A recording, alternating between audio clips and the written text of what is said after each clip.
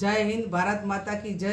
જય જવાનના નારા સાથે ગઈ રાતે ભારતીય સેનાએ પાકિસ્તાનના જે આતંકવાદીઓના જે બંકરો હતા એ મિસાઇલથી ઉડાડ્યા અને ભારતીયો સમગ્ર દેશની એક માગણી હતી કે પાકિસ્તાન અને આતંકવાદીઓને કંઈક પાઠ ભણાવે. ત્યારે સેના અને સરકારને અભિનંદન આપીએ છીએ.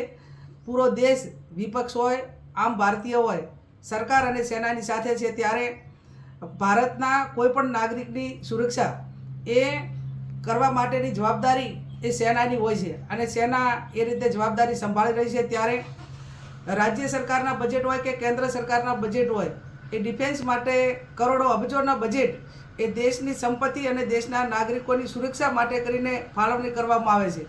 ત્યારે હું અભિનંદન આપું છું દેશના જવાનોને.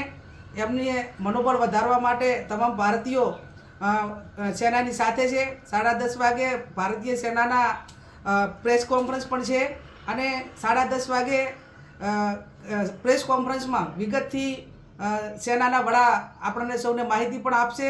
12 વાગે જિલ્લા કલેક્ટરે ઇન્ટરનેશનલ બોર્ડર જિલ્લો હોવાથી જિલ્લાના કલેક્ટરે પણ મિટિંગ બોલાવી છે. ત્યારે આપણે સૌ ભારતીય એક થઈને આજે દેશ જ્યારે માગણી કરી રહ્યો હતો અને દેશના કોઈ પણ એક નાગરિકની સુરક્ષા માટે કરીને જ્યારે આપણે એક નૈતિક જવાબદારી સ્વીકારી છે અને વર્ષો પહેલાં પણ કાયમી પાકિસ્તાને જ્યારે ભારતને અવળચંડાઈ કરીને એના નાગરિકો હોય કે એની આર્મી હોય એને નુકસાન કરવા માટેના પ્રયત્નો કર્યા, ત્યારે ભારતીય સેના હોય કે ભારત દેશના લોકો હોય કે ભાઈ ભારતનું પ્રશાસન હોય, સરકાર હોય, એ ક્યારેય ચૂપ રહી નથી.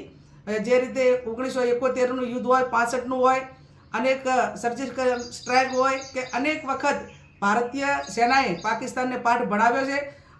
ફરી એ સેનાએ જે ઓપરેશન કર્યું એમને અભિનંદન આપીએ છીએ અને હજુ પણ ક્યાંય જરૂર પડે તો ભારતીય સેના પૂરેપૂરો એનો પાવર વાપરીને પાકિસ્તાનને નેસ્ત નાબૂદ કરી નાખીને એક દેશ, સમગ્ર દેશને સંદેશો આપે કે ભારત એ સ્વનિર્ભર છે અને પોતાની તાકાત ઉપર દેશના જવાનો હોય કે દેશના લોકોની સુરક્ષા કરવામાં સક્ષમ છે.